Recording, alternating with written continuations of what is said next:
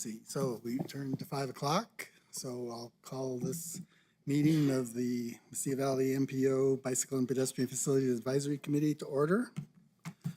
To start the meeting, let's have a moment of silence. We've lost a couple of pedestrians in the bicyclists in the community since we last met. So a moment of silence, please.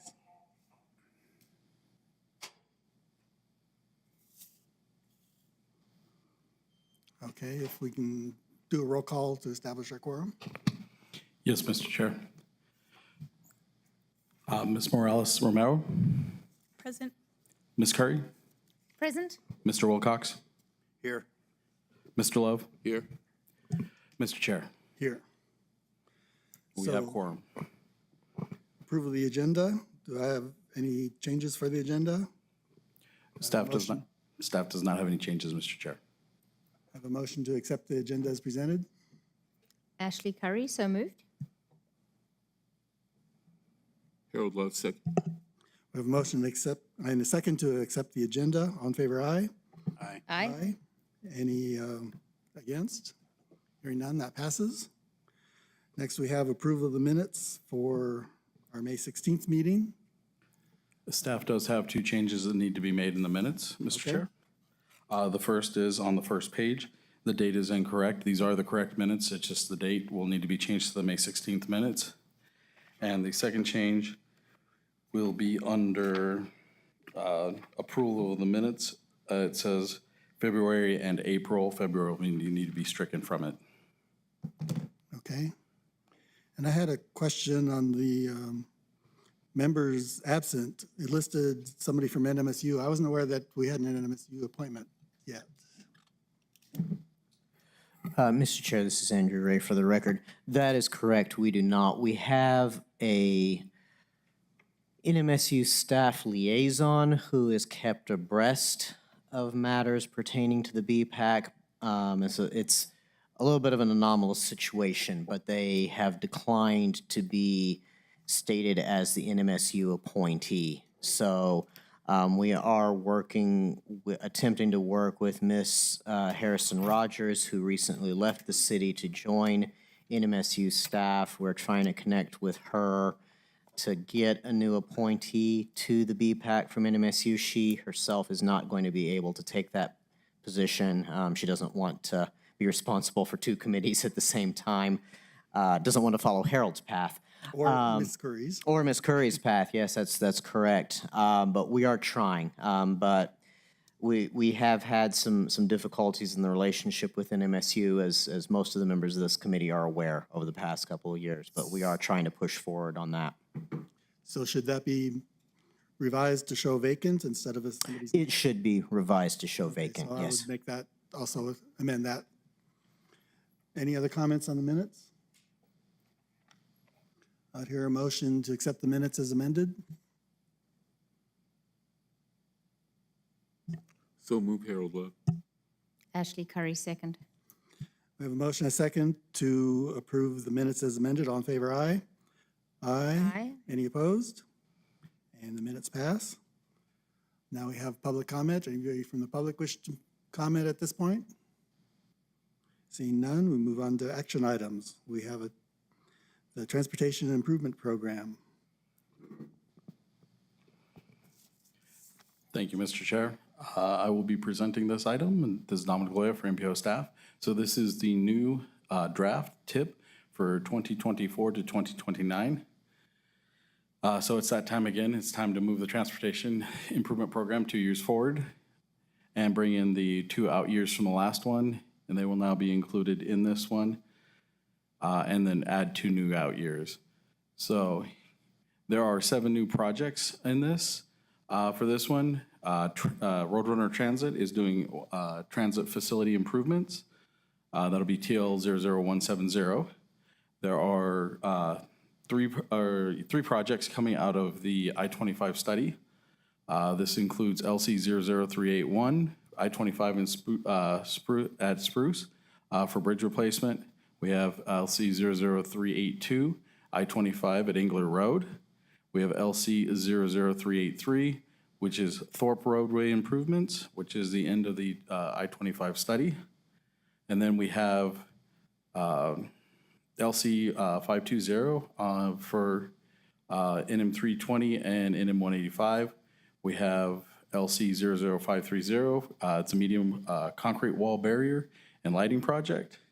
And then we have LC 00540, which is bridge replacement on Savannah Road, as well as one outside the MPO area on Kit Carson Road, but this is a pair of bridges that NMDOT is looking to do together. Okay, I just want to recognize that Mr. Casillas and Mr. Waller have joined the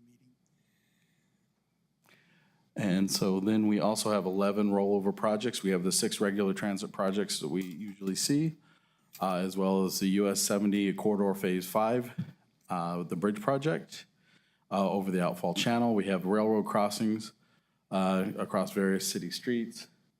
We have the I-10 bridge replacements, I-10 bridge preservation, and US 70 pavement preservation.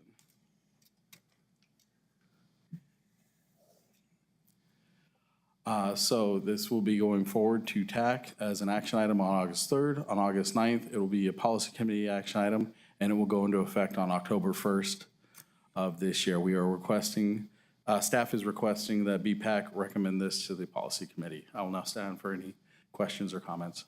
Okay, and a quick note that Mr. Bencomo has joined our meeting. I guess I had some questions that I made notes of. So these are federal funds that flow through to the state DOT that come to us? Is that what we're talking about here? That is correct, Mr. Chair. Okay. So the 2024 fiscal year, those are actually in a budget, and the others are in the out years, those are expected to be in future budgets. Is that how that works? Mr. Chair, that is correct. That is how that works. Anything in the out years does not have to be obligated. Anything that is within the first 4 years must be. And the I-25 Engler Road project, is that just a bridge replacement or is that an interchange? I will defer that question to Mr. Love. It's an interchange. Okay, so that's coming out from the I-25 capacity study that was done. Correct. And also the Thorpe Road, I presume, is also part of that. Yes, that is correct. Okay. I didn't see any specific bike ped safety projects in there. Is that something that needs to be done, or how would that work? Mr. Chair, so that would be either the owning jurisdictions of the roadway or NMDOT and their roadway functions. So basically, whenever those projects come up, they'll probably be amended into the TIP at that time. In general, I don't believe there are any at this time that are up, and I'll defer that to Mr. Love.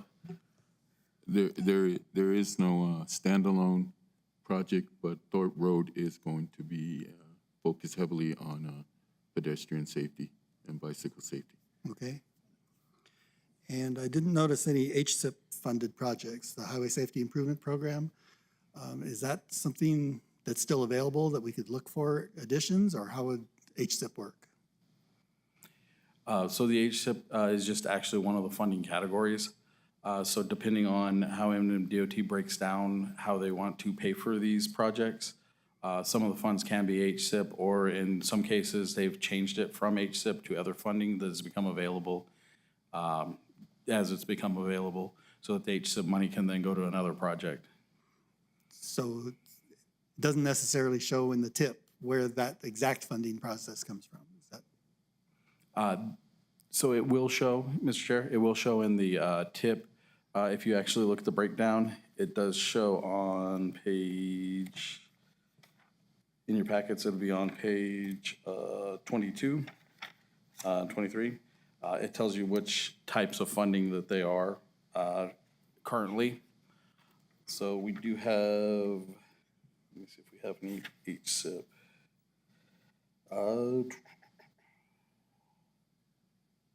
Right now, it does not look like we have any HSIP funds, but that does not mean that they will not be put in at a later date, or another project comes up with HSIP funding. Yeah, with our, since we exceed the 15%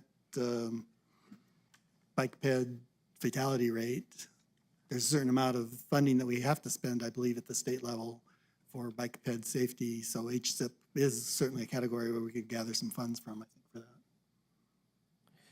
Mr. Chair, this is Andrew Ray for MPO staff. Yes, that's true, but those funds are allocated at the statewide level. There's no mandate or indeed ability for the MPO to necessarily dedicate, at least us as a small MPO, to be able to dedicate that amount of funding to a particular project or mandate that a particular project gets done. So you're correct that on the state level, that amount of money has to be spent, but in MDOT, as the transportation operator, decides where that money gets allocated. And as of right now, none of that money is being allocated within this MPO. Okay, so if we identify something, that's something we can certainly pursue and ask about. We would have to ask about it. It would have to be a project application that would have to go up to the state, and it would be their decision as to whether to fund it or not. Okay. And last question, the city's applied for some Safe Streets for All grant. No idea if that'll happen, but suppose they get awarded that, it might be $1 million, well, I don't know what it is, but then that would come in as a TIP amendment. Would that be what would happen? That is correct, Mr. Chair. Anybody else have any questions? Yes, Mr. Mr. Chair? Chair, go ahead. Thank you. I'm just wondering whether Safe Routes to School funding comes into this. Is it the 2023, the previous amount, the amended with the additional funding, and then the next one hasn't been obligated yet? Or why is the Safe Routes to School funding not showing up? Mr. Chair, Ms. Curry. So the Safe Routes to School funding, as far as everything that I've received, has said 2023. So it should be obligated this year. Now, if it needs to be amended, then it can be amended in. That was a question I did ask of the state TIP manager, and basically she said it could be amended in if it needed to be amended in. It does appear that all of them are 2023 funds, unless, as I said, I've not received anything else from the state saying that those funds should be moved over to 2024. I believe there will be one that will be coming for 2024, because there was one that the one that we were awarded this year in March or April. We'll do the paperwork for it in January, but it will take effect in October 1st, 2024. So I think that should go into the 2024. We can, Mr. Chair, Ms. Curry, we don't have that information yet, so we can't report on it. okay, so it'll be an amendment. Yes. Thank you. Hey, Mr. Chair, I have a question. We have a lot of projects listed on there. I would imagine some of those projects will involve access for bicyclists to go over a road that's being worked on or pedestrians to traverse that area. Is that correct? Some of those will have that? I'll defer that question to Mr. Love because most of these are in MDOT projects. Are you talking about access during construction? No, I'm talking about, let's say they're upgrading a bridge, and it's a bridge that currently cyclists go across. So that kind of a project, some of those contain that kind of a situation? That is correct. And in fact, when we start having public meetings and stakeholder meetings, that's the kind of information that needs to be brought to us to ensure that they're incorporated into the project. Okay, great. Will we be kept abreast of which projects also involve pedestrian and cyclist access? That is correct. Great, okay, thanks. Any other comments? I'll hear a motion to recommend approval of the TIP program to the policy committee. So move, Harold Love. I second Jim Wilcox. A motion and a second to recommend approval of the TIP program to the policy committee. All in favor, aye? Aye. Any opposed? Hearing none, that passes. We're on to boundary smoothing recommendation.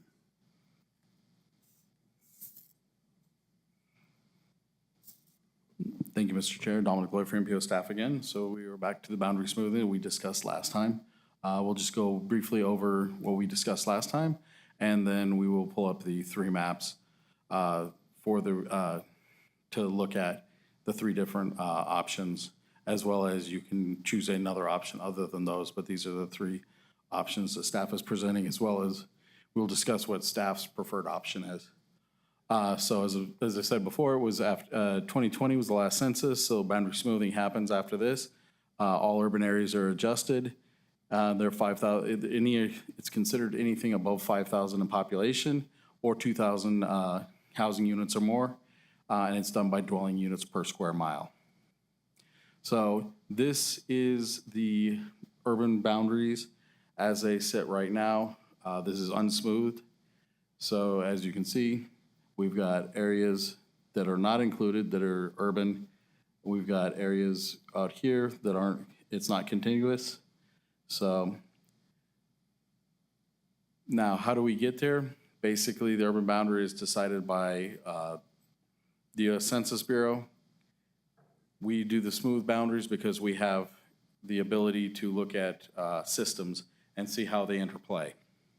So the MPO basically does looks at the systems and says these need to be within the urban boundary. So as I said, it's the urban boundary is created by the Census Bureau, and we've already gone over most of this, and basically it's due by December 2022 every 10 years. So the second year into the decade, the census has to have this information out. So the smooth boundary areas are created at the MPO level and then approved by Policy Board, NMDOT, and FHWA. Those are due September of this year. And this is to expand it to include the complete networks that we need to include. And then there's the metropolitan planning boundary, area boundary. That is created by the MPO within MDOT. We are not looking at adjusting this. The last time it was adjusted was our southern border with El Paso back in 2017. So it does not need to be adjusted at this time. If that were to be adjusted, it would also be due in September of 2023. So there's two ways that these are done. It's done by residents. So you have your census block data, and it's also done by impervious surface. This is impervious surface of the Las Cruces metropolitan area and the town of Mesilla. As you can see, there's other impervious surfaces as we go down. This is El Paso down here. So that's how we get the commercial areas into the urban boundary. So just as a reminder, this is the MPO area. This is Gadsden High School right down here at the corner.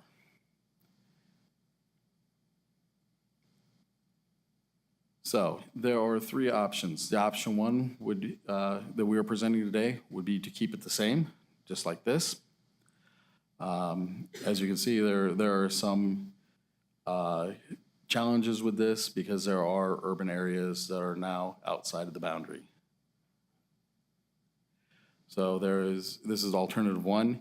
So this is option number two, would be to just include the areas that you can see here that are out here, south of Las Cruces and Mesilla, and a little bit west, as well as east here in the urban area. Then we have, this is the staff preferred one, which includes both the airport and the industrial park of Las Cruces, as well as all of the areas that are considered urban, including Picacho Hills, as well as out here on the East Mesa. So MPO staff recommendation will be option three, the proposed Las Cruces 2020 urban area smooth alternative number two. MPO staff is requesting a recommendation to the policy board of a preferred urban boundary. It will be an action item on August 9th for the policy board. I will now stand for any comments or questions. Okay, can you put up option three?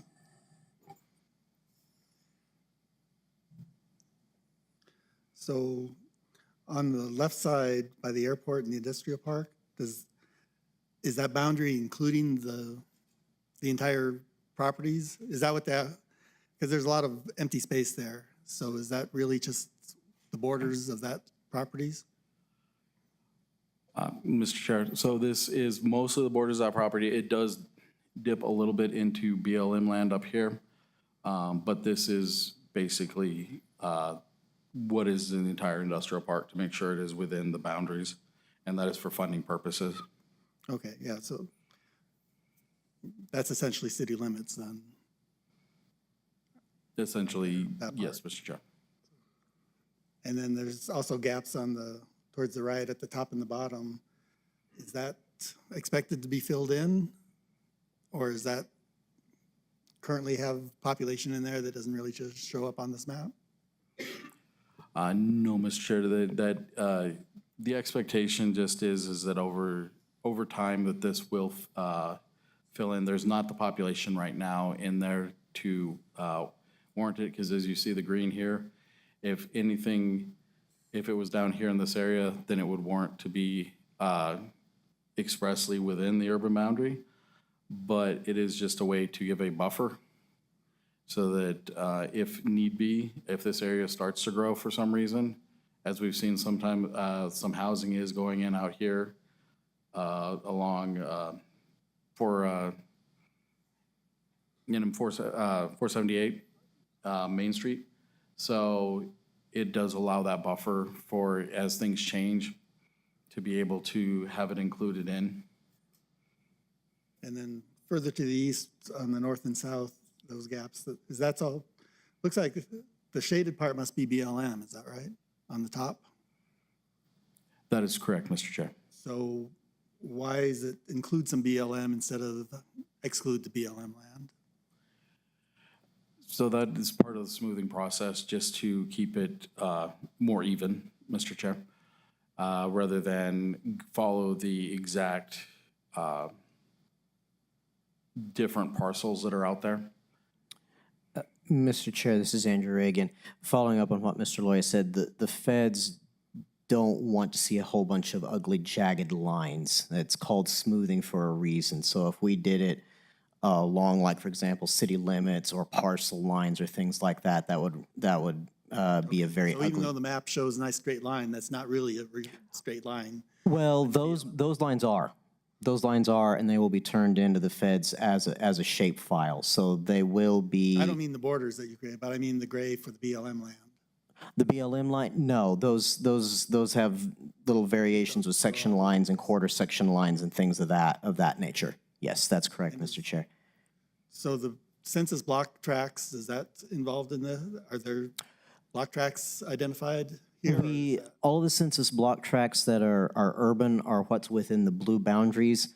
Part of what we are attempting to do here is keep the smoothed areas decently away from those urbanized areas. It should also be understood that this is the urban area needs to be encompassing of what could urbanize within the next 20 years. So the intention is that it's not supposed to just be narrowly tailored around what's there. The express intent of the federal government is that it be expanded to encapsulate what could be urbanized. So that's why you see a lot of those gaps. And I'll also add that especially on the East Mesa, those lines are historical. They've been preserved from the previous two boundary smoothing processes as is. We haven't altered those lines at all.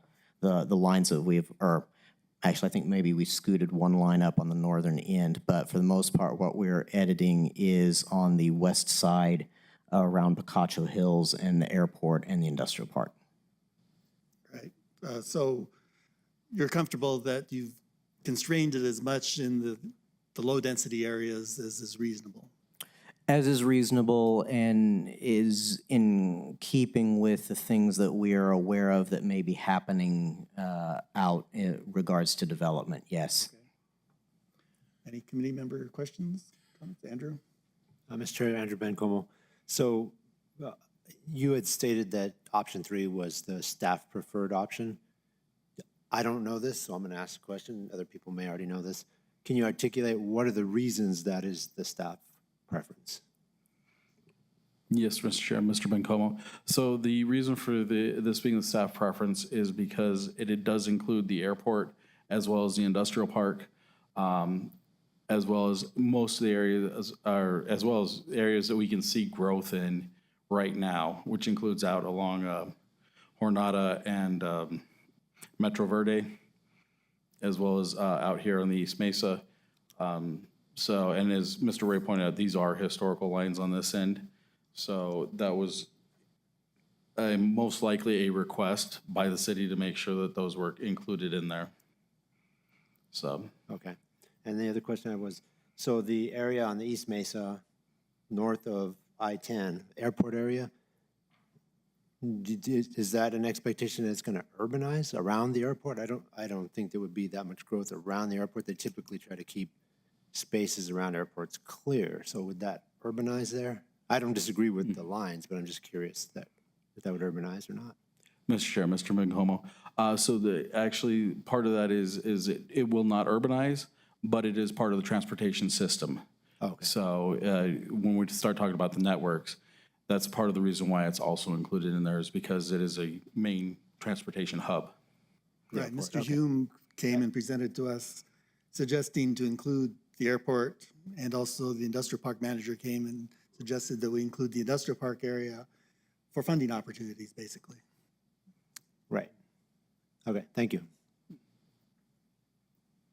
Anyone else? Go ahead. Mr. Chair, Jess Waller, Las Cruces, BPAC, Citizen Rep. I'm looking at the boundaries here, and my question has to do, are these the city limits in orange that are shown? To simplify the question, are the areas that are going to be incorporated into Las Cruces, will they go by different rules for bicycle and pedestrian facilities? Generally, the city has better accommodation for bicyclists and pedestrians. Will that also, we're going to do that out on Route 70 and out to Fair Acres and Picacho? Mr. Chair, Mr. Waller. So the boundary is not the city limits. This does include parts of Doña County as well as the town of Mesilla. So it does depend on each jurisdiction, and as I said before, whoever owns the road, NMDOT, if they own the road, then they would be the ones doing any type of improvements on the road. If it's the town of Mesilla, it would be the town of Mesilla. Or in the case of Doña County, they would do any type of improvement. Does the urban area in any way affect the city limits boundary and the tax base? Said differently. Mr. Chair, Mr. Waller, no, it does not. So basically what it does would give Doña County within those areas that are still in the county, but in the urban area, a chance at those urban funds to be able to work on roads and things like that. So you don't see an effect of this on the bicycle, the current or future bicycle or pedestrian facilities? Is that correct? Mr. Chair, Mr. Waller, I'm not sure. Do you see an effect on the existing bicycle or pedestrian facilities? Mr. Chair, Mr. Waller, so as I said, that's project by project as to how that would be affected. As of right now, there are no specific bicycle and pedestrian projects, as Mr. Love stated before. Most of them are included in roadways when they are redone. At that point is when they will include bicycle and pedestrian amenities, such as just down the road, University Avenue. When they decided to redo that, they included it as a multimodal project to get the bicycle and pedestrian stuff in there. That was also an MDOT project on MDOT right-of-way. So that's generally how those projects go.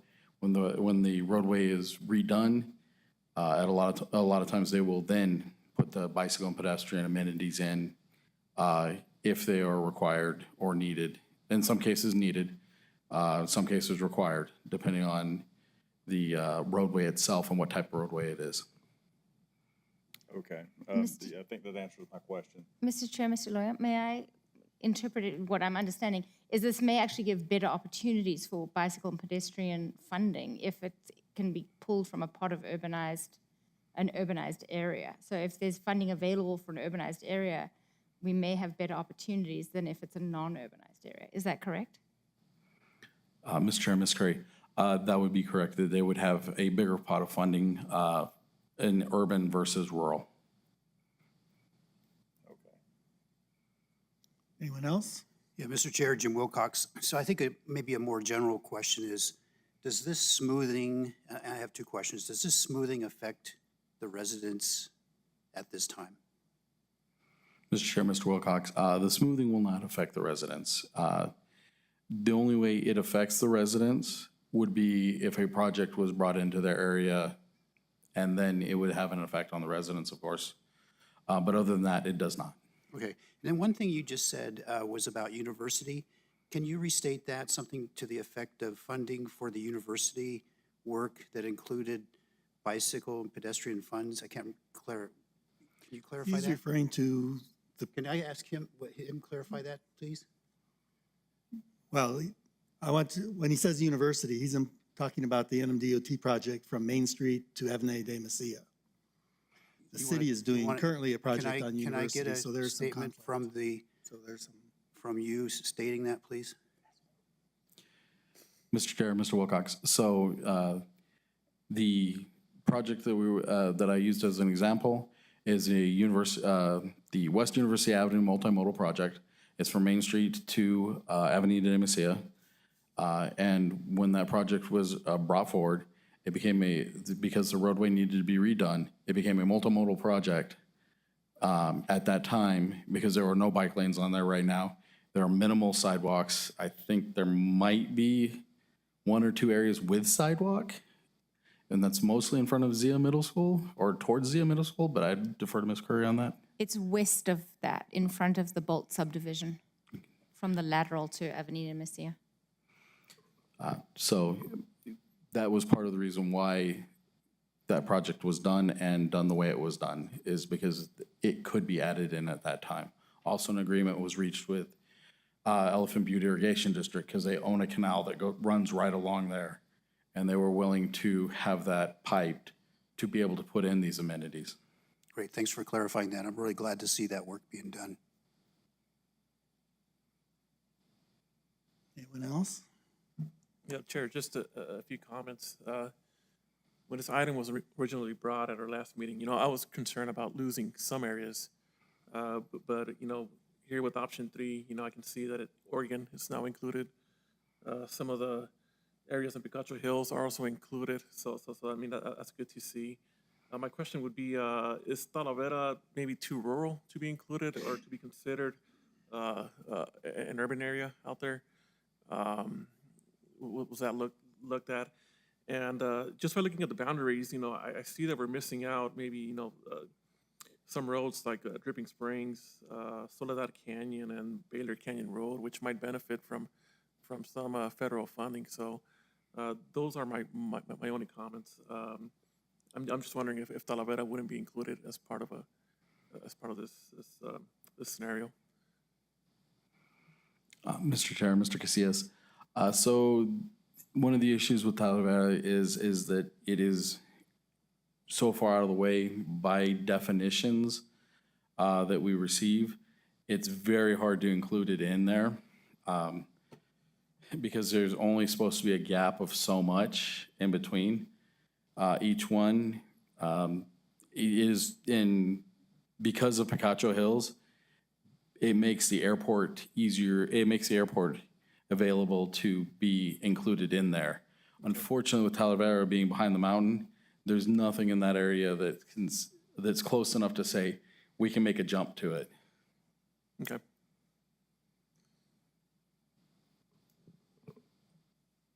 Anyone else? So I think, so this is alternative 2. Andrew?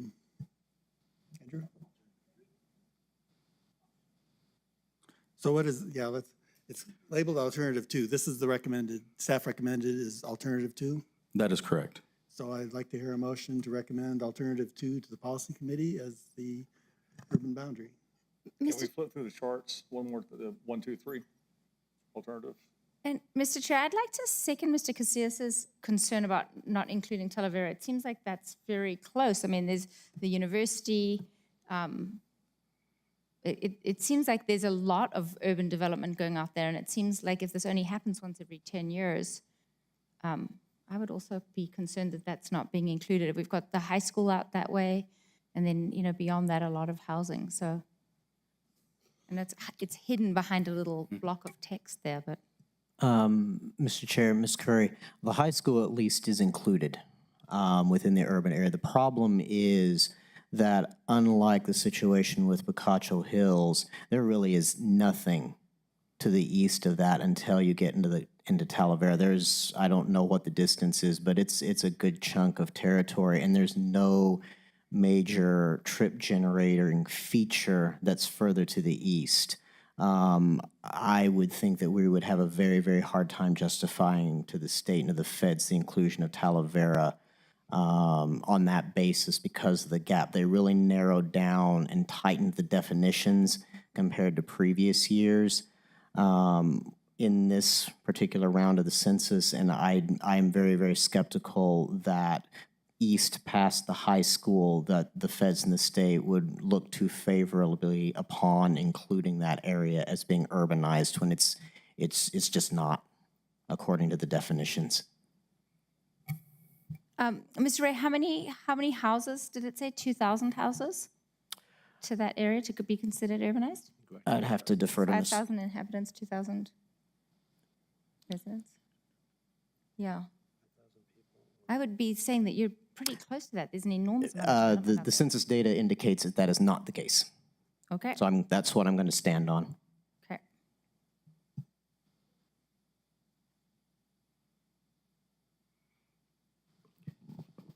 And Mr. Chair, Mr. Waller, so this is the first map, which is option 1, which is basically just the way it is. The urban boundary goes around, right here around basically the city of Las Cruces and the town of Mesilla, and that would pretty much be it. It excludes areas out here and out here. Option 2 basically goes through here, excludes this developing area, or the developing area along here, but does not make it all the way out to Oregon, as Mr. Casillas pointed out, and does not make it out to the airport. And doesn't capture Picacho Hills either, No, looks like. it does not. And then this is option 3, which is the staff preferred option. Okay, thank you.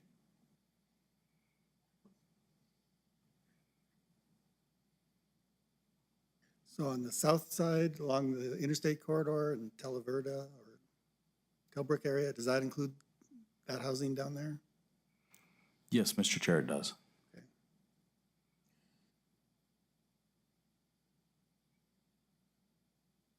So unless somebody wants to suggest an amendment to modify this, I'll hear a motion to recommend alternative 2. This is Jim Wilcox. I make a motion to accept alternative 2. Do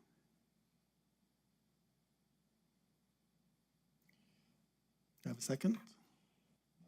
Harold Love, second. So I have a motion and a second to recommend alternative 2 to the policy committee. All in favor, aye? Aye. Any opposed?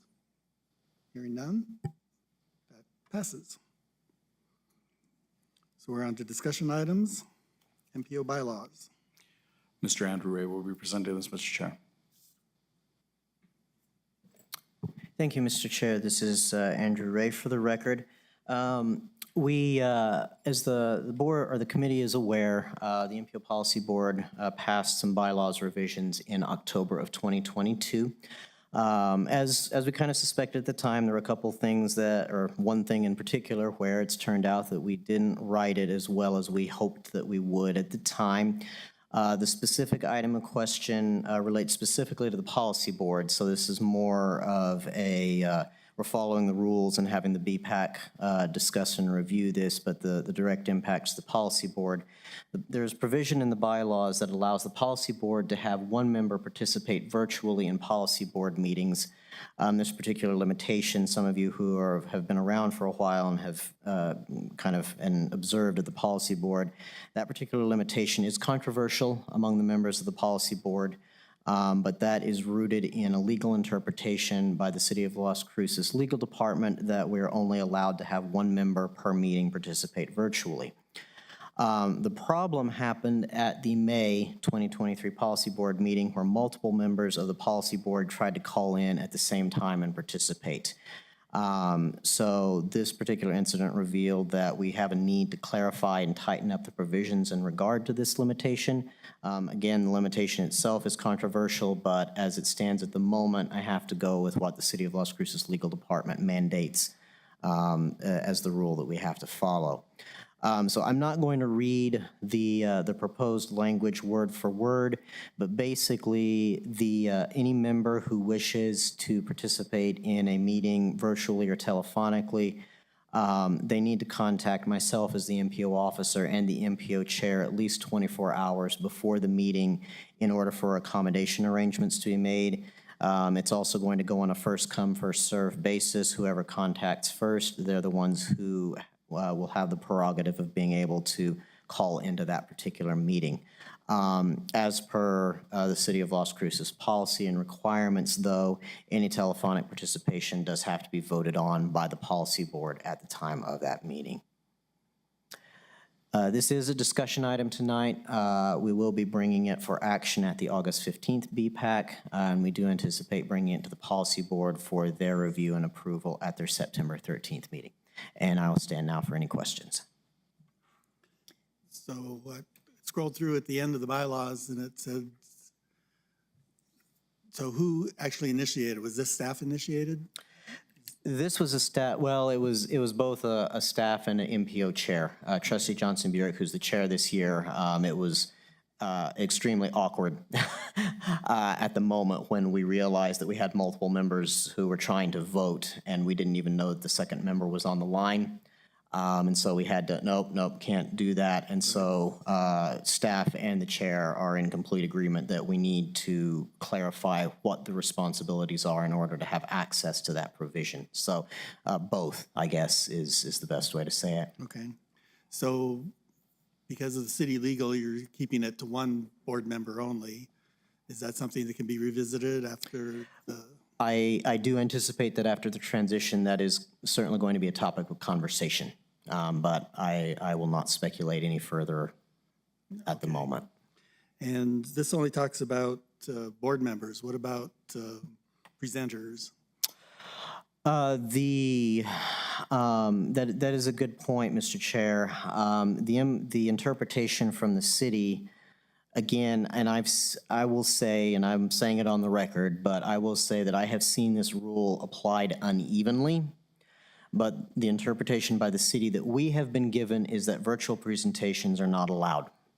And I have seen that rule enforced at the city council, but I've also seen it not enforced at the city council. Well, the city is regularly having their pet of the week and jobs of the week done virtually, so. We have reached the time of year where we are, for most of the committees, over at the city. I may raise this point again with their staff, but I don't know. What I'm trying to do, Mr. Chair, is I am just trying to follow the rules as have been handed down to me until I hear otherwise, basically, or something like this happens where I'm given a mandate from the chair that we need to investigate other alternatives and revising our procedures.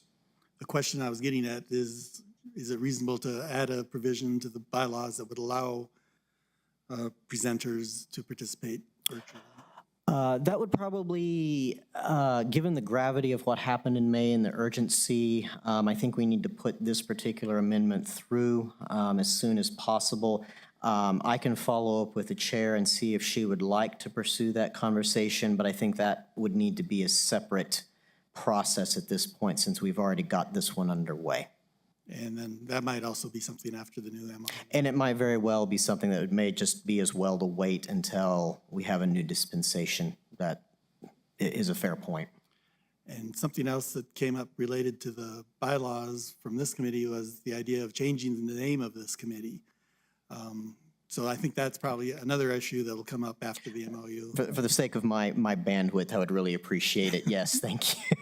But I do remember that conversation took place, yes. So continue to remind me. I may forget, but yeah, it is something that would have to be done. Actually, no, it would be done through the bylaws, but it would require a bylaws amendment to change the name of the committee.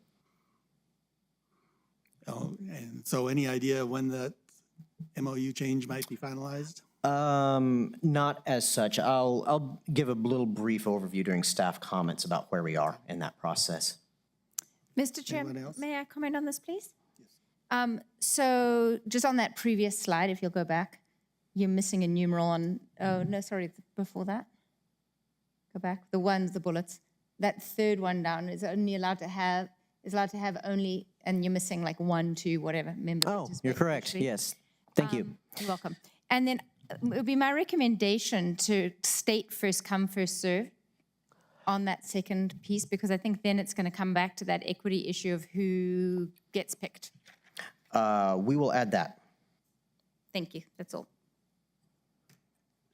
Andrew? Mr. Chair, Andrew Bencomo, for the record.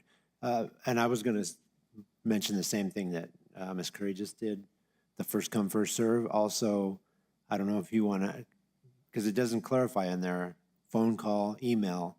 So if We somebody, don't want to clarify because we don't know what new technology may come down the pike. So we want to keep it as vague as possible. okay, so if somebody calls you and then you look at your email and there was an email that came in an hour before because you hadn't checked your email, then first. So Then, those are yeah, the- that's why we have the 24-hour provision.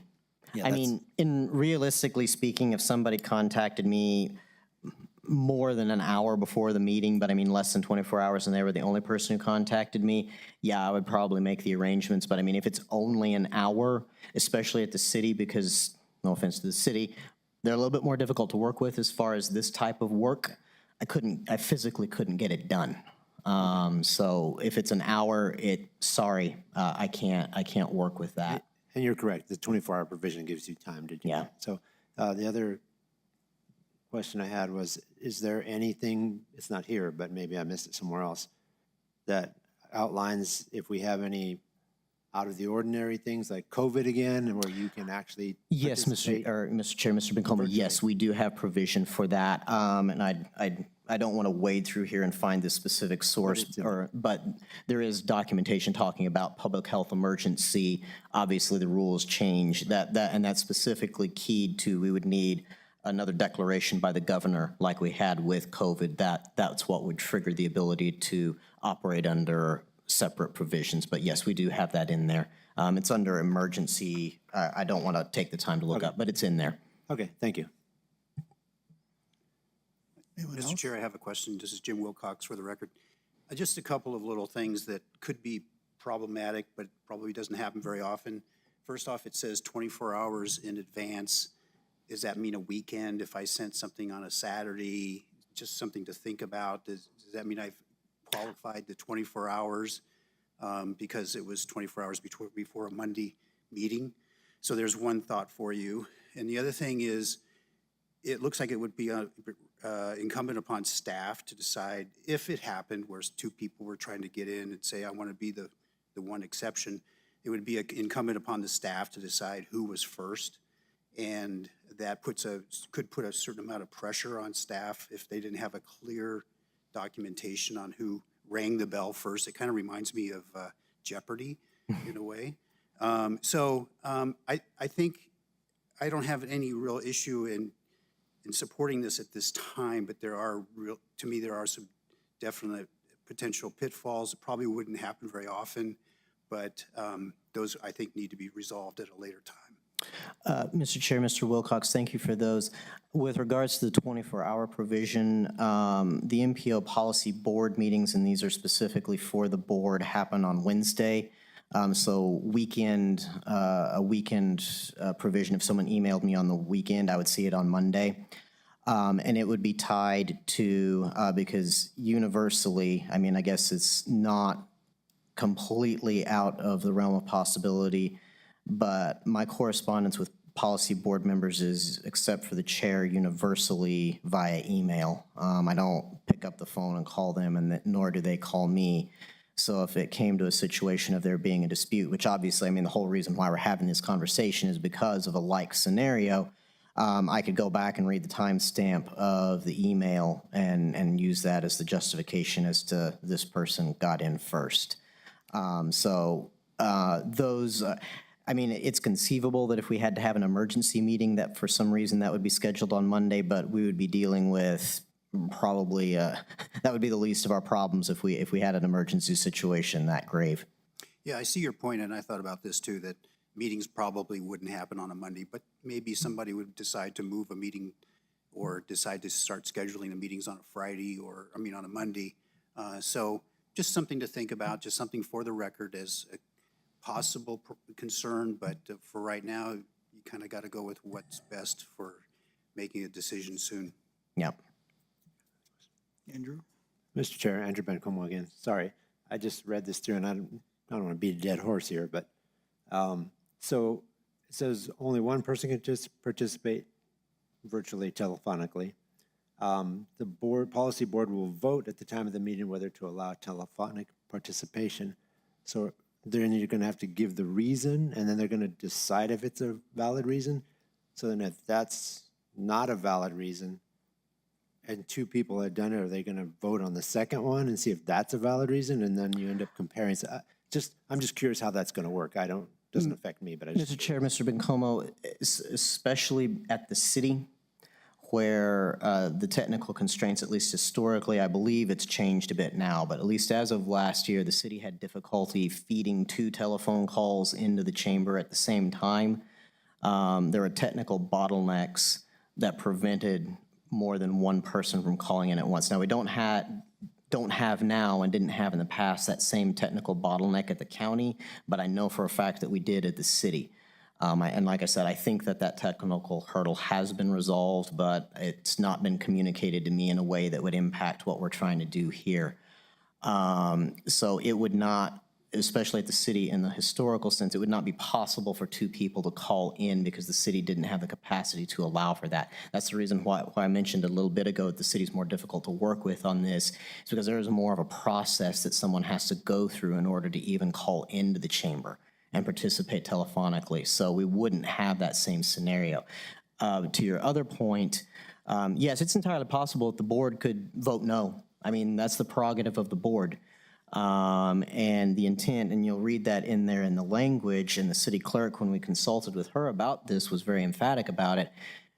Members of the board should not be anticipating feeling carte blanche to just phone it in, literally and metaphorically, all the time.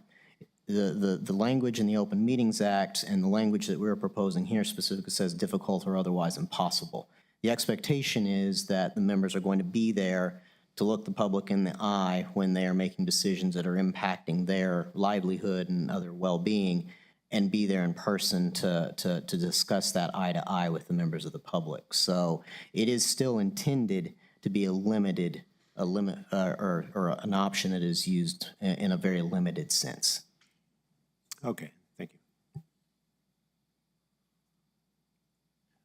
So at the beginning, you say telephonic or other virtual participation, and then the rest it says telephonically.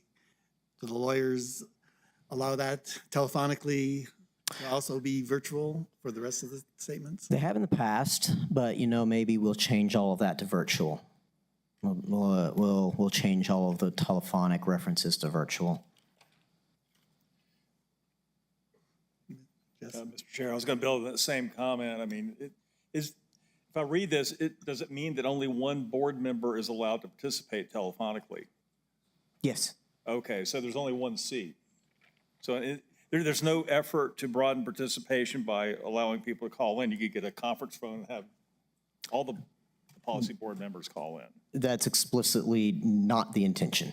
We're trying to not have that be feasible within the context. Again, as I said, the expectation is the members of the policy board are going to be there in person to look the public in the eye when they're making these decisions. Okay. But the current guidance from Las Cruces City Attorney is only one member can participate telephonically. Okay, got it. So this is a discussion item. Anybody else have anything?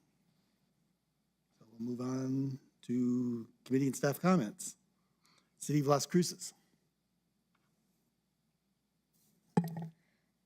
Mr. Chair, I have a few updates for you all. Just to give updates on our current projects as far as design. We're continuing to work on, actually it just begun our Compost Street project from Spruce to Amador. They're starting to begin on the design on that one. They were doing studies on that one before. For Cortez, from Porter to Dunn, we're at 30%. Some of you might have attended that public meeting, I believe last month. South Main, that one's been ongoing for a while. It's from Avenida Mesilla to Bouts. That one, we're still working with the railroad, trying to get some stuff straightened out and some studies done. Melendres from Picacho to Hadley, we had the 30% public meeting a couple months ago, so that one's ongoing. Fourth and Picacho Hawk System, I believe some of you might have been in a meeting this month to discuss that. That one's at 60% design. Madrid Extension from Evelyn to Trevis, that one is at 60% design. We're still working on acquiring some right-of-way. Some residential projects. We have Sacramento that's beginning design, and then Ethel is at about 50%. Spruce Telshore and that Trevis area, we're at 30% design for that. We'll be having a public meeting soon. As for our construction projects, Sonoma Ranch and North Rise, that one, the construction is ongoing. They've already poured all the bases for the traffic signals. They're starting to work on some ADA ramps. They should start working out White Sage and Sonoma Ranch soon. So that might run into the beginning of school. But there probably won't be any traffic signals up until probably December because of the materials. Universities, that one's currently moving along also. And then I know you asked me about the temporary traffic calming on Melendres. I don't know if you've received any feedback on that yet. I did talk to the traffic section. They did do some counts, but they're gonna do some more when school starts, once everything's back to normal. That way they can get some accurate readings. And that's all I have. Okay, the only other thing, the city put out a press release about the outfall channel being closed. The outfall channel trail is closed essentially between Spitz and, well, it's underneath the US 70 underpass. They're doing some sort of construction there, so they've closed it there, but they have some notification signs. I don't know where exactly they've closed it. Probably close to the US 70, it's physically closed, but there are warning signs earlier, probably. There's a barricade at Spitz and El Camino Real. And then I think there's another one up at, I think it's Bugatti Street that behind Lalo's. Okay. There's I another haven't one been there. up there, but, and that's going through next Friday, I think, is what the schedule is. Not this Friday, but the following Friday, the 27th, if the date's right. Okay, Doña County. Madam Chair, I have no comments. Okay, Town of Mesilla is absent, NMSU is absent, LCPS. Thank you. I'm just going to do a couple little amendments to what I'm hearing from the city. So Madrid, as far as I understand it, is going to paving Madrid from Solano up to Deborah, wherever that one is going to paving for the month of August. So that will be done the end of August. Is that also what you know? Mr. Chair, yes, I believe so. I don't have the exact schedule here, but yes, that's the first section up to Deborah. Yeah. And then the next section is in design currently right Okay, now. super. And then I did meet with a community member and Councilor Gondora regarding the project in front of Sierra Middle School. That's the completed bikeway, but the bike path doesn't end in a way that gets kids to the school. So there's been a request put in by this community member to put in a ramp right there, a ADA ramp or a sidewalk ramp so that the students can access the school right there, and then also put bollards along that. There's currently, and I would say that this is an ongoing issue within the city, that we put in bike lanes, but it doesn't look like a bike lane. I think we need to put hashtags or markings or a barrier or something to indicate when it's a bike lane, because people misinterpret that and think that the buffer is the bike lane. And so then they think that that's on-street parking, and it gets a little bit confusing. So I think that that's just one of those ongoing issues that we should be aware of from the BPAC, to be requesting that we do have a more delineated buffer. I think that that was definitely an issue on Alameda, in front of Alameda Elementary. People were confused, and in fact, even one of the people that I work with at the school district, who's former law enforcement, was like, no, he was having an argument saying that that is the bike lane. I said, no, that is the buffer. And so I think if there's confusion even from law enforcement, that becomes problematic. So I think that that's just an ongoing question and issue there. Fourth and Picacho, the school district did give permission to the DOT, or just kind of gave their blessing to remove the flashes that are there, the school zone flashes, because it was getting to be confusing with a hawk signal flashing red and school zone flashing yellow, and who knows what's going on. So there was a little sticking point, but I think we got that sorted out. School starts on Thursday this week for kindergarten, 6th grade, and 9th grade. And sorry, did I say Thursday? It starts on Wednesday. It starts tomorrow for kindergarten, 6th and 9th grade, and it starts on Thursday for everybody else. So we have 2 days and then back to full week next week. So very short break, but I think for the most part, as far as I understand, things are ready to be back to school, ready or not. So is the hawk actually installed at 4th? No, it won't be installed, I believe, until next spring, and Okay, Mr. so Love that's could just correct the me. planning. that This they- is the 60%. Okay. Yeah, but we just needed to kind of get over this little agreement. It was kind of the jurisdictions to request permission from the school district to make that happen, so it just made sense. Okay. That's all I have, thank you. NMDOT. Harold Love, New Mexico DOT, got a couple of projects to report on.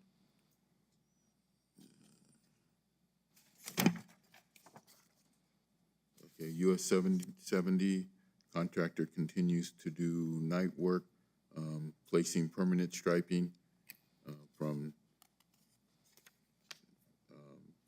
Delray all the way up to NASA, which is, they're almost completed with that work.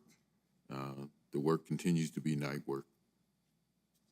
And then on New Mexico 101, which is University Avenue, the contractor will be replacing underground utilities from milepost 0 to 0.8 in the town of Mesilla starting today. And traffic can be expected full roadway closure with detours at Avenue de Mesilla, Union, and McDowell. The contractor's hours of operation will be from 7 a.m. to 5 p.m., Monday through Friday. And that's all I have. Mr. Love, will there be ways for residents to get in if it's from Union Avenue to Mesilla to McDowell? What's the plan for residents to access their properties? There is a traffic control plan. I don't have it memorized, so I couldn't tell you off the top of my head, but Thanks. I'm sure it's in the Okay. plan. Okay, and what can you tell us about the I-10 flyover ramp? We were fortunate that there wasn't as much substantial damage as like the bridges in Philadelphia. So, because the burn was on top and not underneath. So basically the repair will be the barrier wall and the deck. And we're looking probably to be conservative about 6 months before it be back open again, to be conservative. So, but we hope it'll happen quickly. So in Philadelphia, they did it in 2 weeks, but. So is it only the flyover that's closed? or That is what correct. That is Okay. correct. Okay, thank you for that. MPO staff update. Thank you, Mr. Chair. You'll recall that at your last meeting, it was Dr. McAdams' final meeting with us. We do have that vacancy. However, I'm very pleased to report that we were able to move through that process extremely swiftly. I cannot at this point announce the individual who was the successful candidate. But that individual has accepted a tentative offer, and we are currently awaiting the approval of the city manager for that to become public and official. So at the next BPAC meeting, in fact, ATTAC week after next, I fully expect that I will be able to make that announcement. But we're very fortunate that we were able to move through that process so very quickly. With regards to the MOA, as was alluded to earlier, we are now in the active negotiation phase with the city of Las Cruces. There was a regrettable delay in getting that process up off the ground, but it is going now. However, because it is a negotiation, I can't share any more about the details on that at this time. But we've pretty much reached the meat and potatoes finally at long last. So. Understanding that I can't really answer too many questions about that. Does anybody have any questions? Okay, I don't have any questions on that, but I have some other questions for staff. Any idea on the TPF awards when? Yes, Mr. Chair. I actually had word, I met with, well, I guess I can say Mr. Chavarria is now the full formal permanent District 1 engineer for NMDOT, so congratulations to him. And I met with him last Friday, and I did hear that the anticipation is that those awards are going to be announced in the middle of next month, which is in keeping. The past precedent is that those awards are announced in mid-August, so it seems like the expectation of DOT is they are exactly on track. So we might know by our next meeting. I don't remember the date of the next meeting, but it should be coming out right around then, yes. Okay. I'm not going to promise that it will be here by that date, but it should be, at least what I was told on Friday, mid-August. Okay, and a little bit off track. The Metro Verde Road is under design, apparently. I heard some talk about that. Does the MPO look at those things? We only look at it from a development review basis, and so we look at it for things like consistency with the adopted build-out standards and things of that nature. I can't vouch for whether that particular project has come across our wire yet. I'm gonna have to ask Mr. Loya. But we do look at it from that standpoint, yes.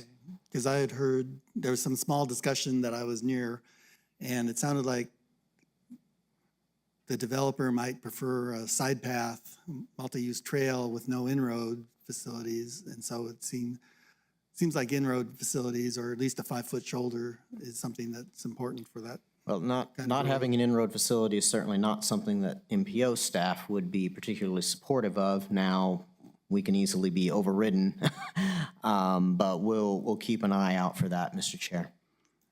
Okay, and the other thing is I was on a webinar and there was some discussion that 2.5% of the MPO budget should be used towards multimodal activities.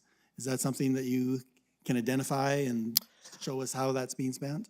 No, because it's baked into everything that we do. Honestly, while I appreciate what the federal government and Congress were trying to do with that, it was a bit ridiculous. All MPOs across the country have been doing that. I mean, that was one of our major portfolios for years and years and years. And so now to mandate that we have to separately track this extra 2.5% and somehow parse out of just everything that we do, that we're doing this, it was a little bit of a ridiculous paperwork provision that the feds gave down to us. I can explain how this MPO at least is handling it. I don't know how other MPOs are, but we are using that particular money for salary, which I will say that the state was kind of wringing their hands because they didn't know how that was going to get done, because they understand the same thing that we do. It's just part of everything. We can't really tie it to something and say this is what it is. So they liked my idea about tying it to salary. I don't know if the other MPOs around the state are following that suggestion, but we are, and that's how we're handling it. Okay, But so- we do have federally mandated timesheets that we do, and so we identify those hours via that method. Okay, so it sounds like a policy idea that somebody decided at the legislative level, but it's not really workable. Probably a congressional staffer who has no real-world experience. truth be told. Okay. Public comment? No, wait a minute, committee member update. I skipped. Any committee members? Andrew? Mr. Chair, I have a couple of questions. For the city of Las Cruces, though, the entire Walnut Madrid bike route thing, when is that going to be complete? Where are we on the entire project, not just Madrid? I can't give you an exact date on that. I don't have it. And since I'm the project manager, I'm not sure. But if you look on the city website, if you just Google City of Las Cruces CIP reporting, that'll give you a timeline. It'll give you the month and year that it should. We update those schedules every month, so that should be accurate. And then the other question I had, again, for City of Las Cruces, so you spoke about the traffic lights at North Rise and Sonoma Ranch, and then also at White Sage. There was also discussion about a traffic signal at Sonora Springs and Roadrunner Parkway. Is that still, where is that? As far as I know, I believe that that one did not meet the warrants for a traffic signal. Okay, So I do not believe that one will be going forward as a traffic signal right now. That's not to say that there won't be studies in the future. all right. Well, I actually like that because instead of a traffic signal, I think that place should have a traffic circle, not a traffic signal. I think it would control traffic a little better. It would also make it a little easier for active transportation in those areas. Those traffic circles help a lot. They're a lot safer. So, thank you. Anyone Mr. else? Chair, I have a couple of items. This is Jim Wilcox. I took it upon myself as a private citizen to get the police reports on the 2 fatalities that happened with the cyclists in the last couple of weeks. And I recommend that the committee, because you're charged with evaluating the safety of our roads for pedestrians and cyclists, that I recommend that the committee get copies of these when they involve a fatality. It doesn't necessarily mean you're going to have a complete picture, but you'll have a lot more information than you have now about what the mitigating factors were. I'm not going to go into the details of these, but they are interesting.